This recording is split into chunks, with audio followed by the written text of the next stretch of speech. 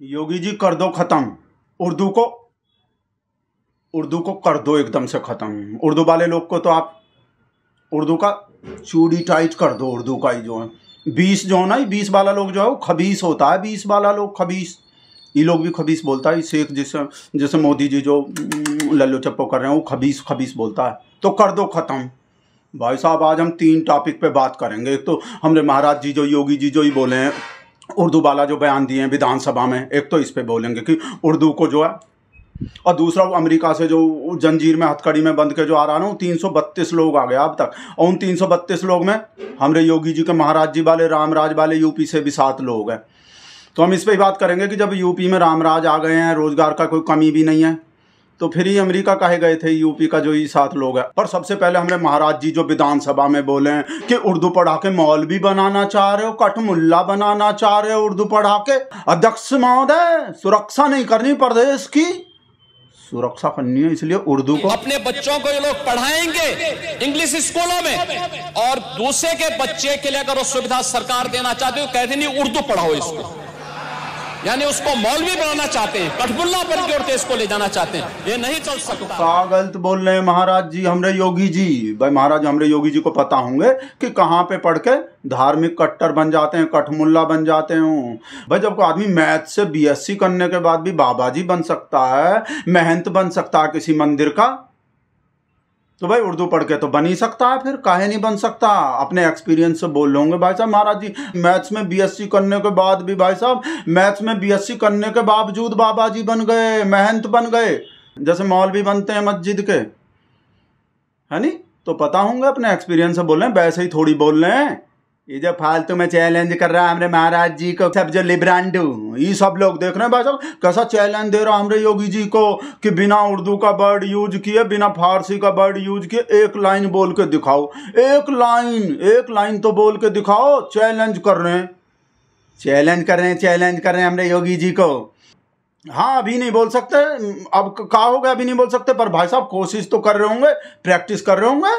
50-60 साल में, शायद 50-60 साल बाद शायद एक लाइन बोल देंगे बिना उर्दू फारसी के, जो 50-60 साल में शायद बोल देंगे। और ये जो भाई साहब ये जो असली वजह है ना उर्दू बोलने की, ये सब लोग जो है ना, इन लोग को कहा लगता है, ये जो सब वो जो शायरी बायरी करता, वो गर्लफ्रेंड बॉयफ्रेंड, वो एक दूसरे को जो लिखता, वो शेर बेर जो, तो एक्चुअली में जो भाई जो सही बात है वो बताएंगे हम। तो एक्चुअली में कहा कि सब लोग को लगता है कि उर्दू यूज करने से जो है बात में वजन आ जाते हैं, बात सुंदर लगने लगते हैं, प्रभावशाली लगने लगते हैं, बहुत अच्छे लगते हैं, जिसको भी सुनाते हैं सबको अच्छा लगते हैं।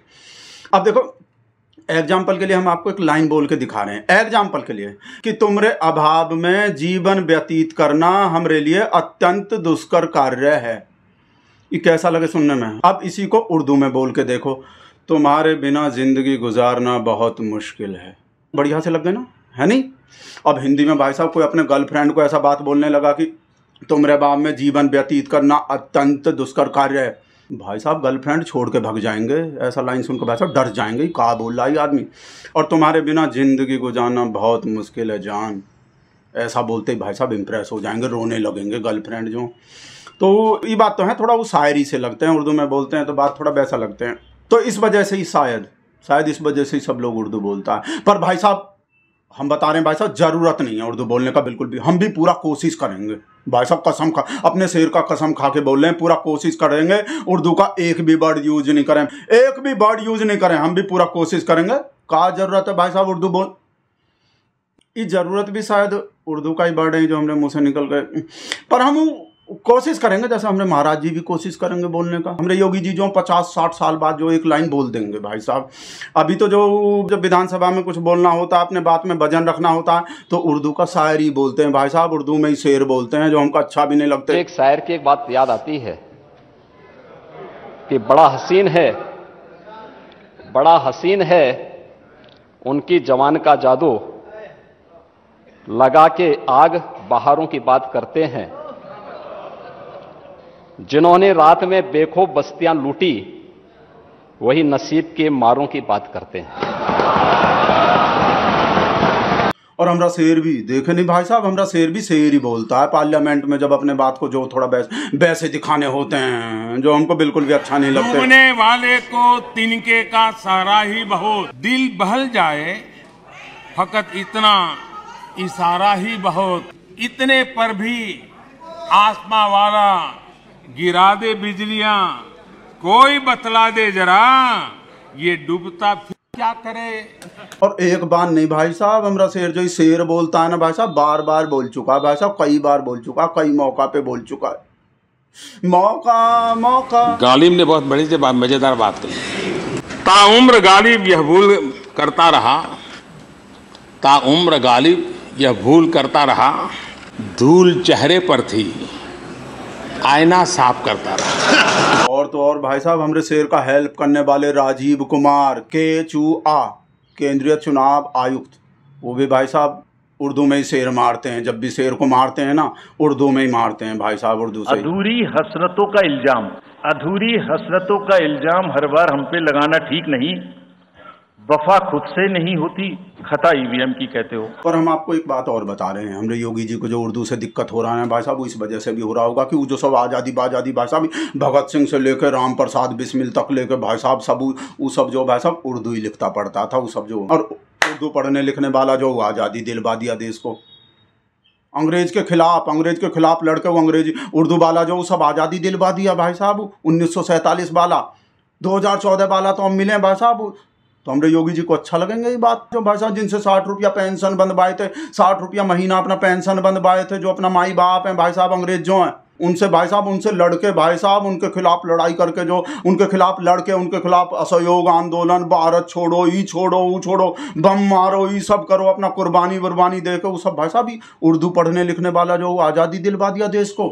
और वही आज़ादी जो कच्छाधारी लोग को पसंद नहीं है, वही आज़ादी अच्छे नहीं लगते, उसी आज़ादी में भाग नहीं लिए थे, उर्दू पढ़ने लिखने वाला आज़ादी दिलवा दिया।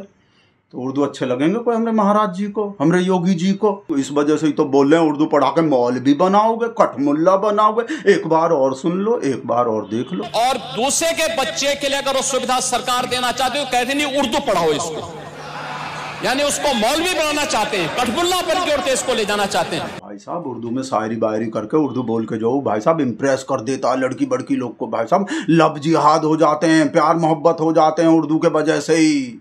और प्यार मोहब्बत को ख़त्म करने को तो इतना काम कर रहे हैं भाई साहब, हमरा शेर और छोटा शेर, और भाई साहब छोटा हुआ और भाई साहब इतना मेहनत कर रहे हैं, इतना काम कर रहे हैं, और उसी पे पूरे पे पानी फेर देते हैं उर्दू की वजह से। जो उर्दू बोलने वाला जो सब भाई साहब, इस वजह से ही तो ख़त्म करना चाह रहे हैं उर्दू को भाई साहब। बिल्कुल सेम है संतोष के।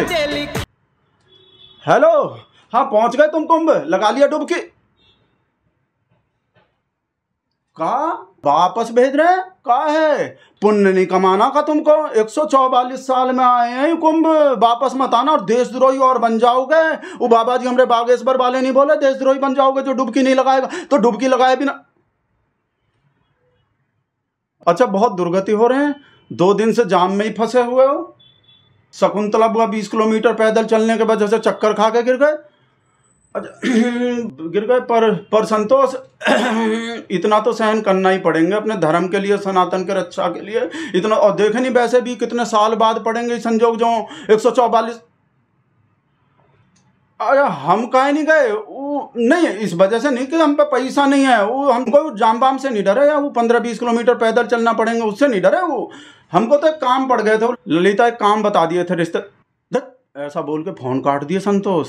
नहीं सच्ची में काम पड़ गए थे हमको, हम इस वजह से नहीं गए कुंभ में डुबकी लगाने। ऐसा नहीं कि हम पे पैसा का कमी है, कोई वीडियो बंद कर रहे हो, ललिता को बता रहे हैं जाके कि संतोष कहाँ बोल रहे हैं, कहाँ से वापस आने को बोल रहे हैं बीच रास्ते में से। हद एकदम देशद्रोही हो रहे हैं, सनातन विरोधी।